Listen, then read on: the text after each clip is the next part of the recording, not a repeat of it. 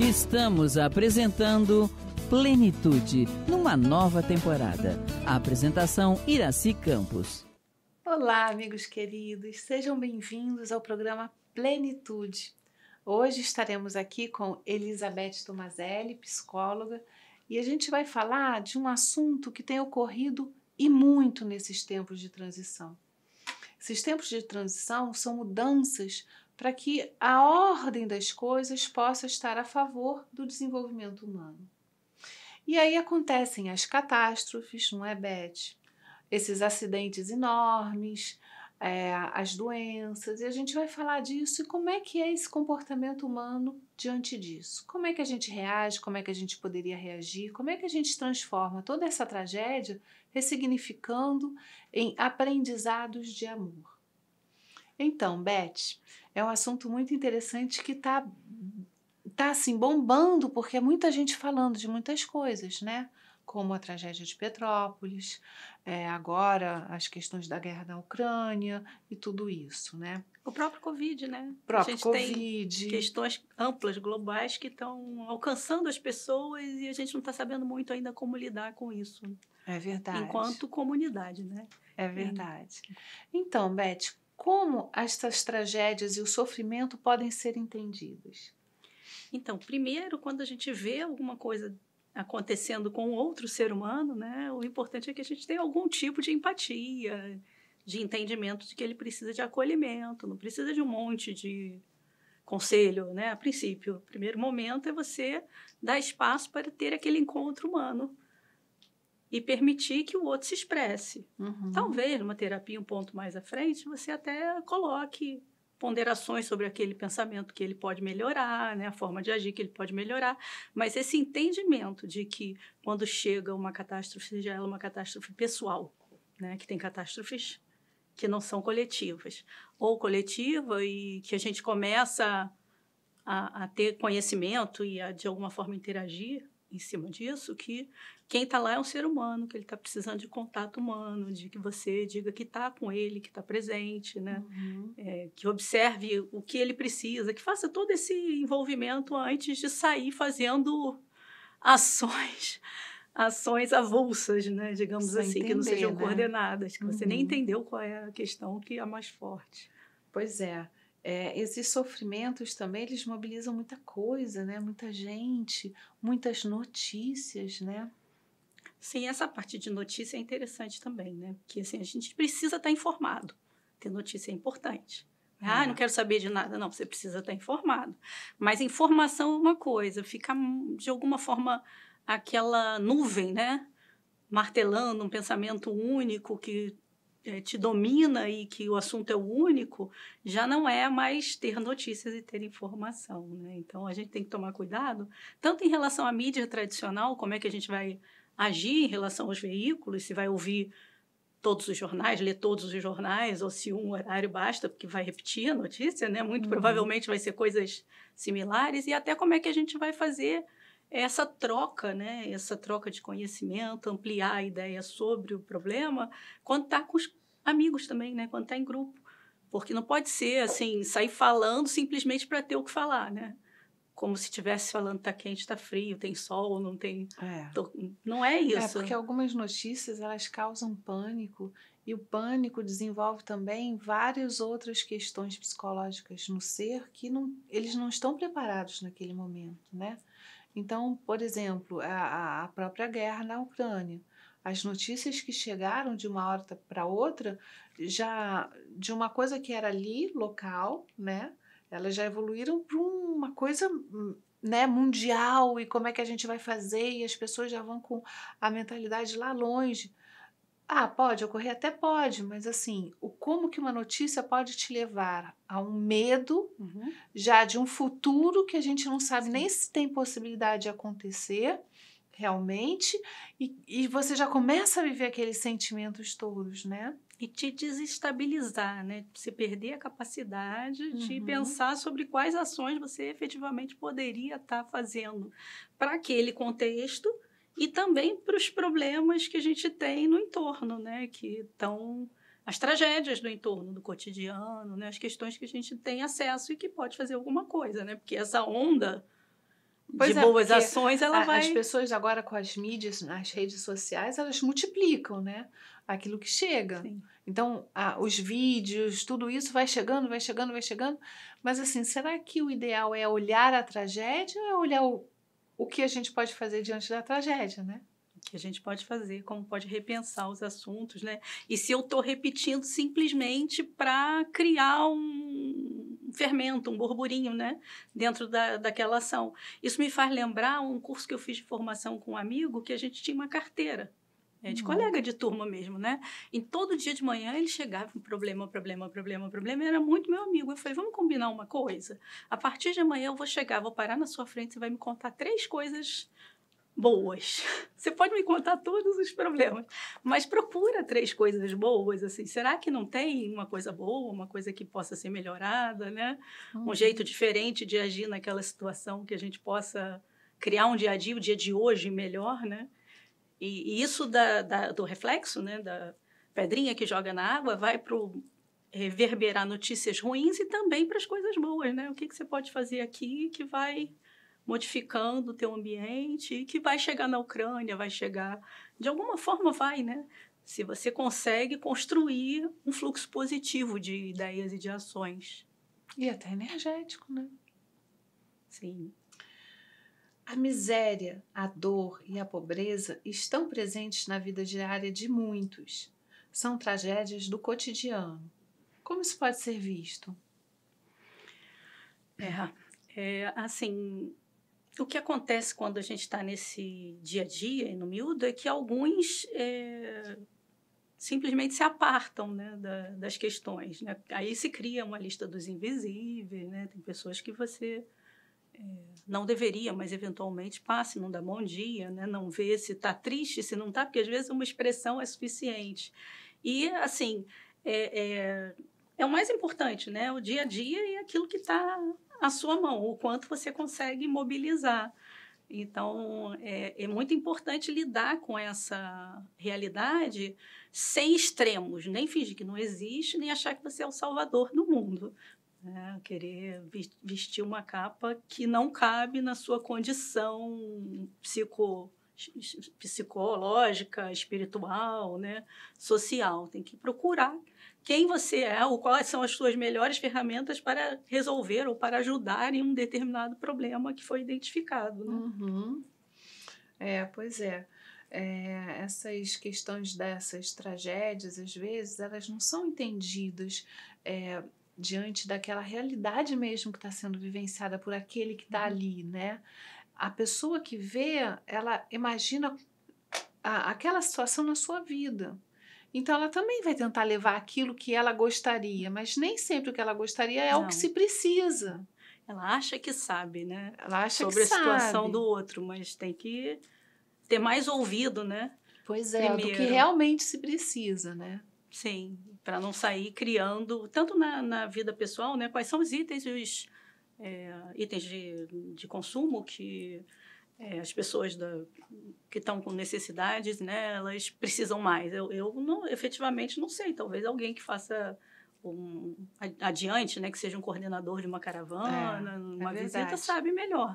Então, não adianta você ir no mercado ou em algum outro tipo de lugar e sair escolhendo qualquer coisa que você gostaria, né? Como aconteceu agora em Petrópolis, né, onde chegaram várias doações de alimentos, como sacos de arroz, de feijão, né, esses mantimentos que até se precisa, mas não na quantidade que chegou, porque eles estavam pedindo alimentos prontos, lanches rápidos, porque não se tinha onde cozinhar, né?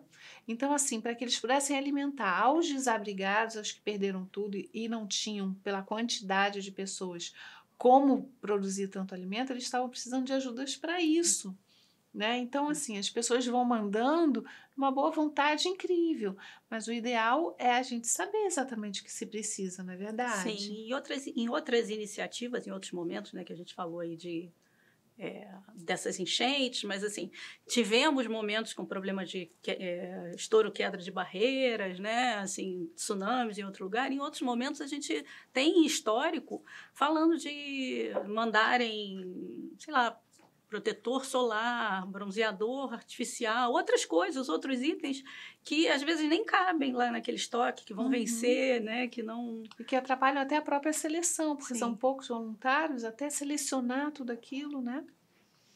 Realmente é algo que precisa primeiro se informar, né? Como é que está acontecendo, para que as coisas não atrapalhem ao invés de ajudar, né? Porque a intenção é sempre boa, né? A gente manda no sentido de, nossa, vou fazer alguma coisa, vou pegar o que eu posso aqui para tentar ajudar, não é verdade? Eu tive conversando com algumas pessoas e assim, uma me falou, eu pensei em comprar umas 10 pás e ir para lá. Então as pessoas vão tendo ideias assim, né? 10 pás e ir para lá. E às vezes não é, né? Não assim, é. Eles estão pedindo para não ir, não é que não querem que ajude, é que talvez dê outro problema lá maior, né? Então não é a minha ideia individual que vai resolver o problema, mas é alguém que está lá coordenando. Senão vai chegar um monte de remédio do mesmo remédio, não vai chegar outro item que é importante, né? E todo mundo se esbarrando também, né? Que é outra coisa. Tem que ver quais são as funções, os papéis. Tem ações coordenadas, né? Mesmo dentro da área da psicologia, existe uma psicologia específica, que hoje em dia é praticada em algumas faculdades, está começando, eu acho que no Rio Grande do Sul é uma delas, onde se trata a psicologia de crise. E aí as ações são diferentes. Emergências e desastres, né? E a forma de lidar, o quanto você vai atuar, né? Você comentou de achar que sabe o que o outro precisa. Você achar que sabe o que o outro está sentindo também, né? Olha. Não, é para ouvir com mais a calma dor é muito interna, individual, né? Não tem... Mesmo a dor que a gente sente física, né? Até nos hospitais, quando a gente chega com dor, a primeira coisa que eles perguntam é assim, de 1 a 10, quanto que você daria para a sua dor? Ela quer ouvir o que você acha da sua dor, né? A intensidade só você pode avaliar, não existe um mensurador para isso, né?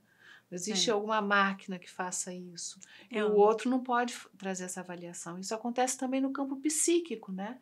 Você não tem como avaliar qual é a dor do outro. Às vezes o que você passa com tranquilidade, o outro não consegue passar. Para ele é doloroso demais. Ou aquilo que para você é doloroso demais, o outro passa com maior serenidade, porque já teve outros enfrentamentos, já se tornou um espírito mais, vamos dizer assim, mais capacitado, né, para aquele assunto ali, naquele assunto, e o que está e a coisa que está fazendo sofrer é a outra que você nem imagina. Sim, eu ouvi relatos, né, nesse caminho, né, de me aproximar das equipes de socorro e me cadastrar, me voluntariar. Eu ouvi relatos e vi alguns treinamentos e que falam, inclusive, de questões não só relacionadas à intensidade, mas às vezes o item, né? Assim, você não pode presumir que todo mundo vai ficar mais comovido, mais afetado porque perdeu um parente ou porque perdeu uma casa, em relação a ter perdido um trabalho ou ter perdido as fotos da família, né? Cada um individualmente vai ter o seu momento, aquilo que vai transbordar o pote, digamos assim, né? Não é nem que é o mais importante, mas é onde a gota... E como conselho, o que você acha? Como cada um pode agir em relação a essas tragédias, inclusive nesses desastres e emergências? A pessoa precisa ter faculdade, precisa ser realmente um entendidor um entendido daquilo que vai fazer? Como é que é isso, Beth? O foco tem que ser no atendido, no assistido, né? Na pessoa que vai se beneficiar pela ação. Então, essa é a primeira coisa, né?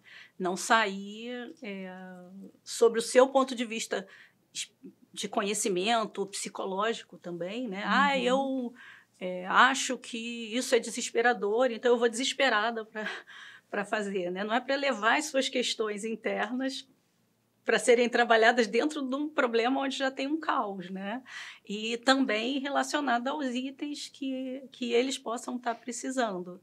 Você falou uma coisa muito interessante, não levar os seus problemas para onde já está inserido o caos, né? Onde você vai ser solução, né? Ou parte dela. As pessoas se desesperam, querem ajudar, mas elas já estão com tantas questões internas que elas acabam chegando no lugar e brigando e dizendo que aquilo não pode ser feito daquela maneira, e isso e aquilo, e traz uma organização que não é aquela que foi programada para esse tipo de socorro, e de repente você vê a própria pessoa causando caos, né? Então, assim, a gente tem que entender que nós somos seres humanos e muitas vezes somos impactados pelas notícias e por essas tragédias.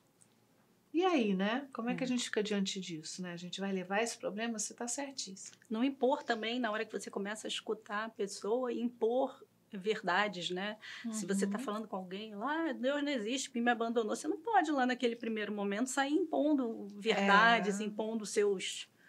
Dar uma palestra para a pessoa, dar uma palestra para quem está em desespero, né? Ele precisa de presença humana. É isso. Beth, a introdução do livro de Jung, Sincronicidade e Destino Humano, de Ira Progroff, nos diz, e eu vou te ler uma frase que eu gostaria de compartilhar com vocês. Definida de modo bem simples, a sincronicidade acontece quando a condição interior psíquica da pessoa e um evento externo ocorrem simultaneamente de um modo significativo. Conquanto experiências sejam constantemente desmistificadas como coincidência ou sorte, a teoria junguiana sugere que coincidências significativas demonstraram uma dimensão antes inaceitável da experiência humana. Consequentemente, Jung começa por aceitar como um fato natural a validade da classe de fenômenos cuja existência os parapsicólogos têm procurado comprovar através de estudos em laboratório. Sincronicidade, lei de atração, falta de sorte, o que reúne essas condições que atraem pessoas para questões coletivas. E esse trecho da fala, né, do livro, que fala sobre sincronicidade a respeito desses estudos, né, psicológicos de Jung, é muito interessante, porque matematicamente é isso, né? Você pode fazer a prova de vale para 1, vale para 2, vale para N, então vale para todos. É um caminho matemático, existe a leis de probabilidade, existe uma relação com física quântica. Vamos falar com todas as questões das teorias que estão chegando, estão avançando no caminho desse entendimento de que nós estamos envolvidos naquilo que nos diz respeito, né? Até tem uma palestra aí ligada à área espírita, né, de Raul Teixeira, que ele chama esse fenômeno de psicoímã, porque você é atraído, né? É um imã psíquico, está aqui, está tudo em volta da sua estrutura, né, dos seus corpos, de todas as questões que a sua alma precisa experimentar. Então, aquilo te leva ao caminho. E, assim, falando mais um pouco de ciência, né, vou fazer uma parte, assim, uma aspas que eu achei muito interessante, porque recente saiu no jornal um primeiro momento onde eles estavam fazendo um exame, um eletro mais específico, não saberia dizer o nome do exame, numa pessoa que teve uma parada cardíaca, teve algum problema de coração, e ela, durante o exame, morreu. E aí eles fizeram todas as análises e tiraram as imagens, as fotografias, as referências às áreas do cérebro que estavam acionadas, e minutos antes e até minutos depois da morte chegaram à conclusão ou estão pesquisando, e vai começar a ser uma pesquisa, de que existe uma conexão das lembranças, que funciona toda a tua parte de lembrança de memórias, né, que é um momento onde a vida passa na nossa cabeça. Então, muita coisa que a gente vai dizendo empiricamente, a ciência vai, através desses recursos aí que estão sendo disponibilizados, e inclusive com computação, né, com processamento de imagens, está começando a avançar e fazer os testes, né, tentar entender como funciona efetivamente. Então, eles viram os funcionamentos depois que o coração tinha parado. Muito bom. E o que poderíamos dizer sobre a questão do luto relacionado a catástrofes? Denise, o que acontece aí é o seguinte, a gente entende, né, na psicologia, que o luto não é só a morte física, né, a morte do corpo. Então, nas catástrofes, todos que estão ali em volta têm um luto, né? O luto da perda de parentes, da perda de amigos, da perda de objetos que seja, né? Da perda das memórias. Então, nesse caminho aí das lives, né? Das pesquisas e dessa participação, uma das coisas que foi dita por um rapaz, um profissional que tem vários livros na área, é que, eventualmente, ou muitas das vezes, a pessoa tem muito mais pesar. Por exemplo, né, assim, dentro da linha dos exemplos, de ter perdido todas as fotos de família do que ter perdido a própria casa. Nossa. Porque está tirando a tua história, né? Uhum. Para você ver como é que é o funcionamento da mente humana, né? Então, o outro não tem essa percepção, o outro vai achar isso um absurdo, mas é aquilo que está tocando o afeto dele, é aquilo que para ele tem a maior importância. O que cada um tem de importância de afeto é o que vem da sua própria vida, né? Das suas existências que vai acumulando. Não dá para gente dizer o que é, né? E do seu momento, né? Às vezes ou uma peça de alguém que não está mais presente, né? O que for. Aí cada um é um indivíduo único, né? Beth, os primeiros socorros atuam de que forma? E aí eu vou trazer uma outra frase do livro Desperte e Seja Feliz. A luta é um desafio abençoado que a lei de progresso impõe. Há, no entanto, muita luta que se estabelece na Terra. Engalfinham-se as criaturas que aspiram ao bem. Infelizmente, nem todas canalizam para o dever que as inspirações que lhe vigem o coração, na luta gerada pelos maus, afatigando-se até a exaustão. A luta, porém, também leva à desordem aquele que se lhe entrega entre os tormentos não equacionados e conflitos não resolvidos. É imprescindível distinguir o tipo de luta a que se deve aplicar o indivíduo. Desse modo, a luta recolhe as moedas da satisfação sem revoltas nem angústias, no bem que fazes, pelo dever de executá-lo, desfrutando do prazer de realizá-lo. Luta mediante o teu dever de crescer na direção de Deus, antegozando o momento planificador da tua libertação da carcaça em que transitas cansado e sofrido. Não faças da tua luta um instrumento de flagício contra ti, nem te utilizes dele contra ninguém. Aí nesse... Só para terminar, se lutas, é porque descobristes que a finalidade da existência corporal é esse esforço iluminativo. É um texto lindo de Joana de Ângeles, né? Sim, que mostra os dois lados da moeda. Que mostra os dois lados da moeda e que a gente precisa entender qual é o conselho de Joana para a gente diante desses momentos mais difíceis e qual é a nossa postura do ser diante da pessoa, né? Ou da situação, ou daquilo que está acontecendo. E aí eu vou precisar da tua opinião, né, como psicóloga, como espírita, né, sobre tudo isso que a gente está falando, só que eu vou deixar os nossos queridos em casa esperando para daqui a pouco, depois do intervalo. Aguardem, a gente já volta.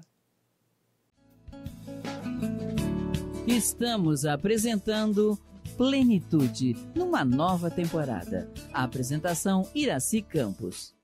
Então, amigos, já estamos de volta e eu deixei vocês esperando diante daquele texto, né? Porque hoje é uma entrevista que a gente vai trazer textos importantes, mas só para lembrar vocês, né? A pergunta sobre o texto que eu tinha feito foi: os primeiros socorros atuam de que forma, Beth? Dentro dessas questões aí dos desastres, né, maiores, eles atuam para aumentar a resiliência dos indivíduos que estão lá. Então, aumentar a capacidade deles de lidar com aquilo, com aquela realidade que muitas vezes tem questões que já estão definidas, né? Que tem mudanças que não tem como retornar ao estado anterior.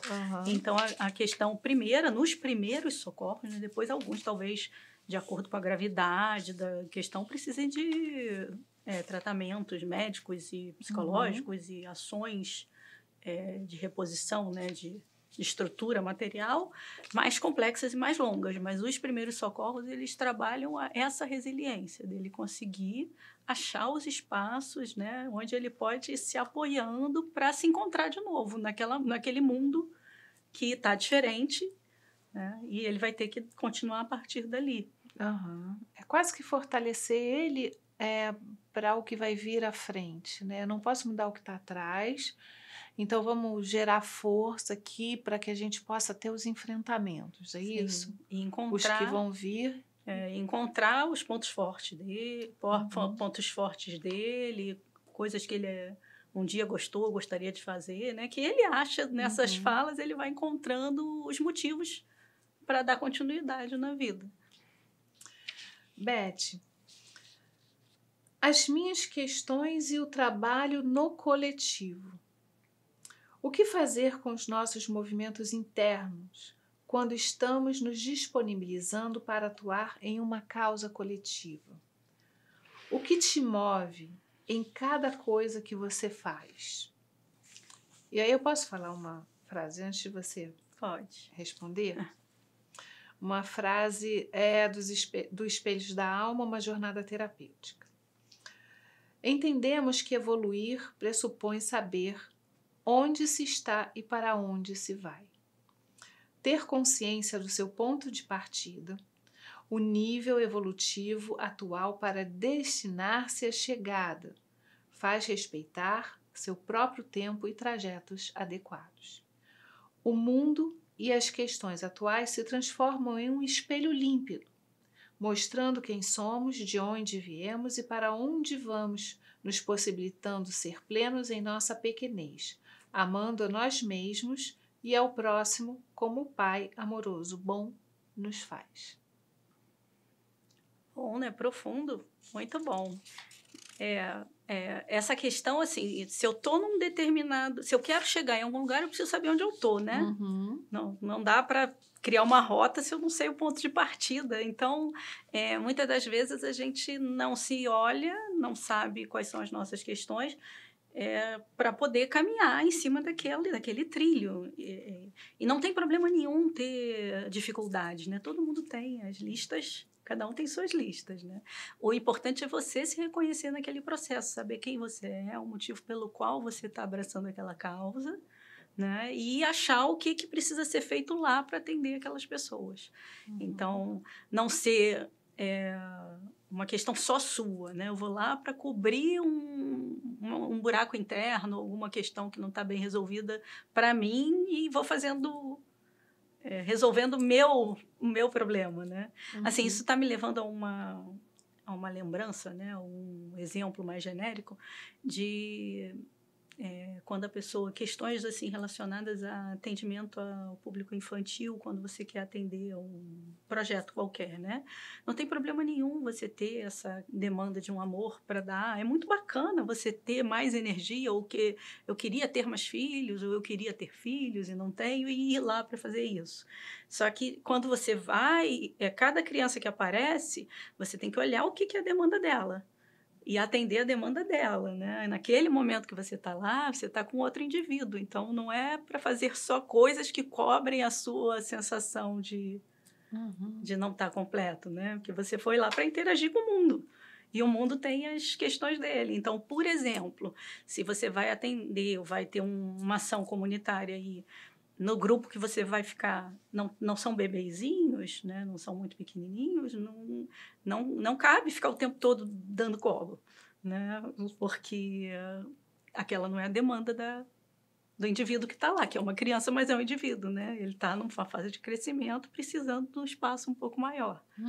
Né? Recente, até num atendimento, uma criança que está com as pernas fracas, a tia falou assim, quer colinho? Só que ele vai fazer 8 anos. Falei, dá a minha mão de um lado, dá a mão para ela do outro. Porque se a perna ficar bamba, a gente te segura. Mas é uma criança grande, né? Não é colinho. Então, assim, só para ilustrar, né? A gente pensar como é que a gente se coloca como apoio mesmo, né? Porque senão a gente se melindra, chega lá e fala, mas eu tive tanta boa vontade, eu fui lá fazer, e como não querem... Né? E todos os trabalhos que visam a caridade, né, eles têm que realmente sofrer essa análise sobre o que realmente se precisa. Eu me lembro uma vez que aqui na casa mesmo, né, teve um voluntário que quando as equipes de visita vão nas casas, nas comunidades, examinar o que eles precisam, como eles estão vivendo, como é que tá, é um trabalho muito bem estruturado para ir direto à necessidade principal. E aí um voluntário entrou numa casa dessas e ele falou assim, meu Deus, a casa não tem porta. A casa não tem porta, como é que essa pessoa consegue viver numa casa sem uma porta? Então eu vou comprar uma porta para essa pessoa. E aí virou para ela e falou assim, não, olha só, eu já sei, já fui ver o preço, eu posso te dar a porta, eu vou comprar a porta para botar na sua casa, tudo bem? A gente pode marcar para eu vir botar a porta? E a pessoa olhou para ele e falou assim, de jeito nenhum. Ele falou assim, como assim de jeito nenhum? De jeito nenhum. A minha casa não tem porta porque eu quero passar a sensação para as pessoas que a minha casa está sempre aberta para todos os vizinhos que precisarem entrar. É por isso que ela não tem porta. E aí o voluntário olhou assim, sem entender muito bem do que ela estava falando, mas na mente dela aquilo que fazia sentido. O que ele estava falando é que não fazia. Quer dizer, a nossa ideia, né, fechada dentro daquilo que a gente acredita, quer dizer, para a gente precisa de uma porta, é uma proteção, é para afastar o que está fora do que está dentro, né? E ela era ao contrário, eu não tenho nada em casa, ninguém vai me roubar o que eu tenho em casa, eu não tenho nada. Então a porta, para se alguém precisar entrar, para sentar, para conversar comigo, está aberta, convida a pessoa a chegar, né? Ô, vizinho, quer dizer, é um outro modo de vida. Não tem o certo, não tem o errado, né? Construiu a realidade de Exatamente. acordo com o que está com a circunstância, né? Exatamente. Uma questão desses primeiros atendimentos, né? Você falando me lembrou, é que quem é da área de saúde, psicólogo e vai lá atender, acha que vai ter uma consulta clínica específica, né? Uma fala paradinha numa salinha, e não é nada assim, não. Assim. Então, tem casos, tem relatos do profissional ver uma pessoa passando a porta para cá, passando a porta para lá, e na hora que ele foi para a área de apoio para pegar um cafezinho, essa pessoa foi atrás. Então, a consulta foi andando para o cafezinho e contando o caso, né? Assim, com uma coisa que ele não conseguia falar sentado dentro de uma sala fechada. Olha, eu tocava numa banda, morreram todos os meus colegas, meus amigos que tocavam comigo, mas ele falou andando. E outras coisas, assim, outras questões, né? Que também extrapolam o quadrado, né? De você, por exemplo, tá lá e a coisa mais importante que você pode fazer é os contatos para conseguir determinados recursos e coisas para eles. E aí vira uma atividade de emergência, de primeiros socorros. Ou entender que aquelas famílias e aqueles adultos precisam, de vez em quando, ter um espaço creche, assim, que as crianças tenham um cercado, um projeto que fiquem um pouquinho com as crianças para eles poderem ir se reestruturando internamente. E aí entrar em contato com toda a parte estrutural e social e governamental daquele projeto de emergência para solicitar e tentar construir um espaço creche, né? Um espaço dormitório. Em relação aos itens, né? Que também é interessante, né? O que precisa e não precisa, eles falam que é importante reconstituir o cotidiano. Tentar trazer para a pessoa coisas do cotidiano dela. E que é muito difícil convencer quem está na linha de frente que um item como o café pode ser muito importante. E que o café, ele tem o cheiro, ele reúne, ele tem funções sociais, né? Assim, estou falando do café, mas deve ter outras coisas que tem uma função que não é só o alimento. Até na fala das pessoas, eu sem um cafezinho não sou ninguém. O que é um café, né? Realmente tem um valor nutritivo ali que a pessoa precise, que não vai conseguir fazer as coisas? Claro que não, mas é alguma coisa que tem ali ligada ao mental, memória, né? A memória, que ela vai estabelecer um comportamento. Então, quando o desastre vem, desestrutura tudo, que ela já não tem mais isso, é alguma coisa onde ela se apega, ela diz assim, não, peraí, isso aqui eu ainda tenho. Onde ele começa a rotina, né? Onde ele se acha. Isso aqui eu já consegui. Não, graças a Deus eu já tenho isso aqui. Né? Então, realmente, isso é muito importante. Dentro dos cuidados, existem formas melhores de atuar? Estudar, conhecimento, autoconhecimento e prática do bem. Conhecer ações em crise para agir mais preparado. Então, olhar os históricos, né? Assim, essa coisa de conseguir ver em outros projetos, em outras ocorrências, como foram as ações, o que deu certo, o que não foi muito bem sucedido, ajuda, né? O que não fazer também ajuda bastante. A gente tem que entender sempre, assim, é muito importante que se tente entender que você ajuda muito melhor com o conhecimento, né? Então, essa questão de, mas como é que eu vou chegar nesse ponto? Não tem jeito, para aprender tem que estudar, né? Então, o conhecimento, tanto na doutrina espírita, quanto nas ciências, quanto em outras áreas, ele tem que ter uma disposição, uma predisposição de se partir para aquele caminho. Uma vez que você tenha um conhecimento que já dê para experimentar, a experiência complementa. Então, tem que ir lá fazer alguma coisa, né? Também. Agora, isso tudo, você sabendo quem é o indivíduo que está caminhando, né? Que é o autoconhecimento. Quem está indo lá, você tem ideia do seu nível de conhecimento. Porque aí você se conhecer também ajuda a entender se você está sobrevalorizando o teu conhecimento, né?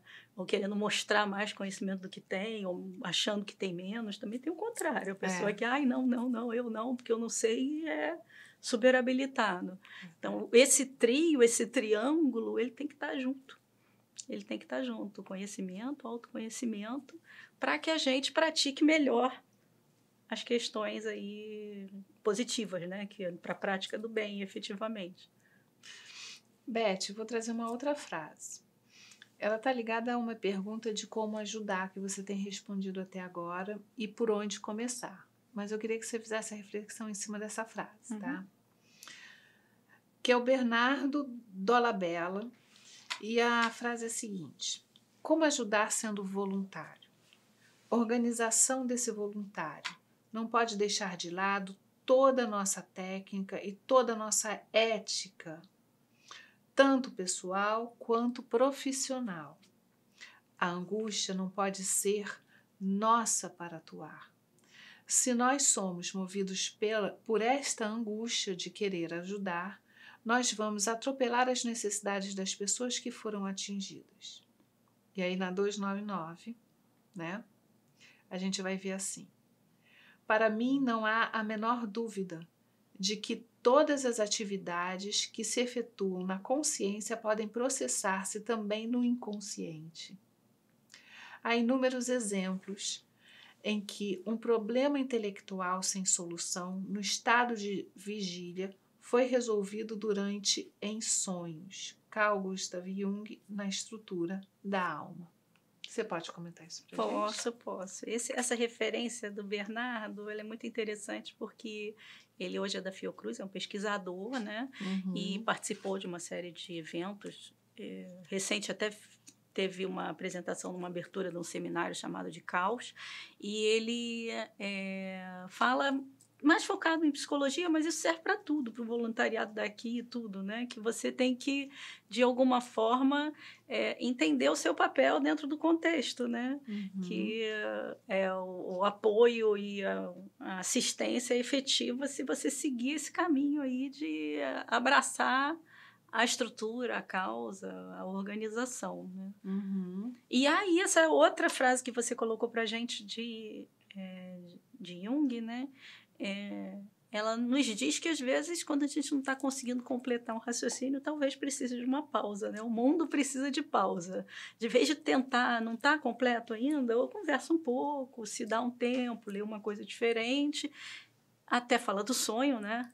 Que completa, né? Dá um espaço para que as conexões neuronais, que as intuições que vêm de uma série de esferas, que elas possam chegar, né? As coincidências, as sincronicidades, onde a gente vai conseguir, a partir dessa calma, né? Dessa falta de ansiedade de tentar fazer qualquer coisa, melhorar a ação, né? Fazer as coisas de um jeito mais organizado. O ontem. Ixi. O ontem tá lá, Do né? Espelhos da Alma também, uma jornada terapêutica. O grande desafio da existência humana está na capacidade de explorar este mundo desconhecido, dele retirando todos os potenciais que possam produzir felicidade e autorrealização. E quando as vivências forem muito dolorosas e de difícil aceitação, o olhar espiritual da vida nos permite ampliar as lentes normalmente limitadas do ego. Não negamos que certas vivências são dolorosas e constrangedoras, mas nunca podemos nos considerar vítimas da vida, pois ela traz de retorno o resultado das nossas próprias ações passadas. Constantemente devemos reelaborar e ressignificar nossas experiências traumáticas, pois desta forma elas perdem sua intensidade negativa. É tolo aquele que quebra os dentes mordendo o passado, pois o passado é um bloco de granito. Aproveite o dia como este lhe é oferecido, em vez de querer recuperar o irrecuperável. Antoine de Saint-Exupéry. A gente tem aí uma referência de um livro mais psicológico, né, falando do dia de hoje, das nossas possibilidades em relação ao presente e de ter que, de alguma forma, utilizar a experiência e aquilo que já foi construído, né, como uma base para continuar, né? Não travar lá, né? Se eu tivesse escolhido, né? Tem até umas brincadeiras assim, se isso, se aquilo, e aí fica tão fora de contexto, né? Que não chega a lugar nenhum. Isso eu já tive a oportunidade de apoiar ou conversar com várias pessoas em relação a isso, né? Eu vou ser feliz quando eu tiver aquele peso que eu tinha com 20 anos. Eu falei, mas você não vai ter mais 20 anos. Então, assim, várias questões, né? Se eu tivesse escolhido ou ficado lá no outro lugar que eu pedi demissão e troquei para cá, e agora lá eu estaria bem, aposentado, qualquer coisa. E aqui não, mas isso não vai mais mudar. Vamos tentar daqui. Né? Porque o ontem, ele tem que ser usado a favor, né? Enquanto você falava, eu lembrei até de um exemplo que é pitoresco, né?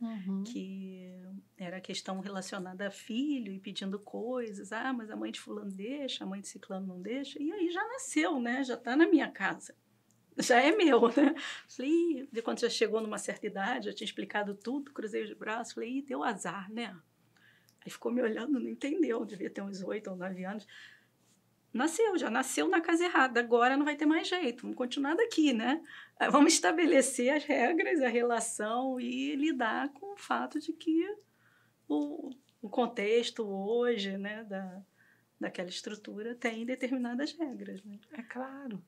E realmente, às vezes, as pessoas elas trazem muito passado para o presente e elas atrapalham toda a dinâmica da vida que está acontecendo agora. Né? E acabam emperrando o futuro, vamos dizer assim, emperrando o futuro, porque novas possibilidades podem surgir até melhores do que se tinha antes. Mas a visão da perda é tão grande que a pessoa não consegue ver. Né? É difícil desapegar do que tem lá atrás. Né? É difícil eu me ver vivendo outra coisa, esse desconhecido do qual você fala. Não tem condições de eu enxergar uma vida sem aquilo. E aí a pessoa vai desistindo de enfrentar, desistindo de ver o que aquilo pode trazer de volta. A gente vê nessas tragédias também pequenas, as pessoais, né? A pessoa termina um relacionamento e não consegue ver que um dia ela pode reconstruir uma vida, uma outra situação. Então, assim, isso já é um exemplo pequeno, né? Puxa, eu perdi uma casa, eu posso reconstruir outra casa? Posso fazer de outra maneira? Eu perdi o trabalho. Por que não eu reunir as forças, as potências dentro da alma para tentar descobrir uma outra coisa? Né? Então, assim, esse passado, ele realmente serve para nos ajudar a entender o que podemos fazer lá para frente. Mas aqui, né? Quando a gente não fica muito apegado, a gente consegue olhar para frente. Né? E podem ser, assim, coisas muito gritantes, muito importantes, né? Que realmente, assim, você perdeu alguém da família muito importante. Mas aquela pessoa não vai voltar naquela circunstância. Então, não adianta ficar lá no ontem, né? Agradece o ontem até o dia que ele esteve ali. Né? A experiência, a possibilidade de você ter tido aquela chance e vai lidar. A gente vai ter que lidar com o que tem, né? Com as ferramentas que estão aqui. Porque senão é uma dor sem fim que não constrói, né? Que trava. Eu lembrei, enquanto você estava falando, de alguns exemplos, né? Um deles é um incêndio que, no primeiro dia do ano, o rapaz ele perdeu as 2 meninas. Ele tinha 2 filhas e foi dormir, levou na praia, foi dormir. Quando voltou, estava dormindo, as meninas não conseguiram sair da casa, morreram asfixiadas. Né? E depois teve uma outra filhinha, criou uma outra questão. Não voltou, aquilo não volta, né? É uma dor, fica. Mesmo nessas tragédias, tem coisas que são grandes, né? Mas fazem parte da história da pessoa. Tem algum motivo para aquilo ter acontecido, mesmo que a gente não alcance agora. Né? Não dá para querer controlar todas as vivências e achar que tudo que está na nossa mente é o que tem que acontecer, né? A história está sendo escrita a muitas mãos. As nossas mãos, as mãos de todos que interagem com a gente, e as mãos de um contexto maior, de um contexto que está programando o que precisamos experienciar, né? O que a gente precisa viver para ir adquirindo determinadas habilidades, resiliência, conhecimento.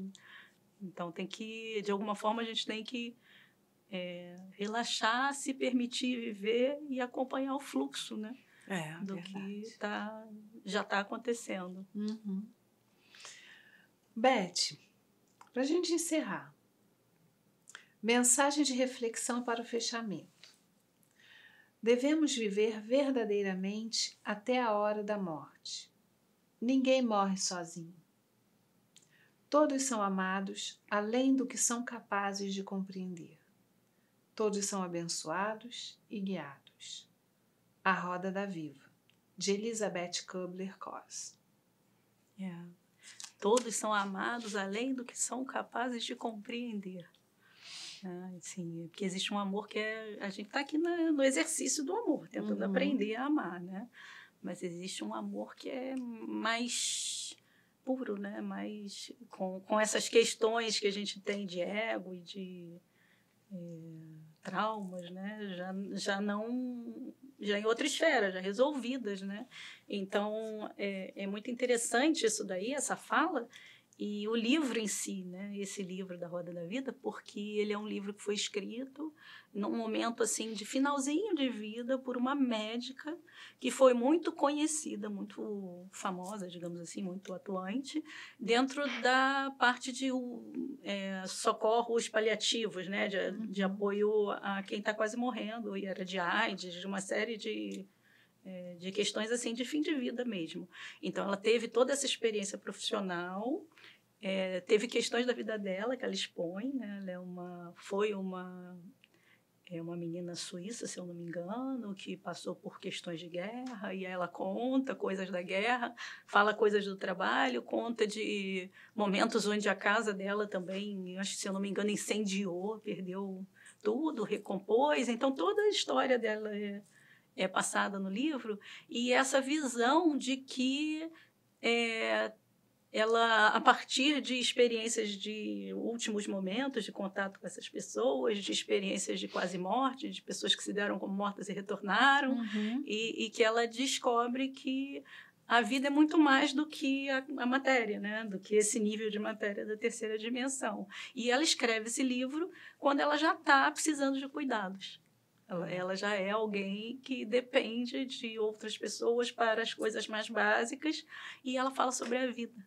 Então, é lindíssimo, lindíssimo. É uma história lindíssima, e que eu ganhei num momento também muito peculiar, muito interessante. Ganhei de uma pessoa que passou por uma perda grande, de uma filha que morreu com 15 anos, e esse livro, para ela, foi um caminho de restauração, e vem da ciência, né? Alguém que lidou muito com a ciência, que foi grande na ciência, e que coloca a história inteira de vida, fala sobre os seus contatos profissionais, seus pacientes, e sobre o seu final de vida. Inclusive, ele é um livro que ele tem uma introdução, uma fala de Brian Weiss, que é aquele que escreveu livros relacionados Relatos de Outras Vidas, né? Aquele pesquisador da Universidade de Virgínia. Viu? Ótima dica. Queridos, espero que vocês tenham gostado. São situações das quais a gente tem vivido muito, não vamos parar de viver, mas que a gente precisa se preparar emocionalmente, psiquicamente e na forma de ajudar materialmente também. Tem que se preparar. Agradeço muito a Beth, o carinho de estar aqui com a gente e um beijo grande no coração de todos. Fiquemos todos em paz.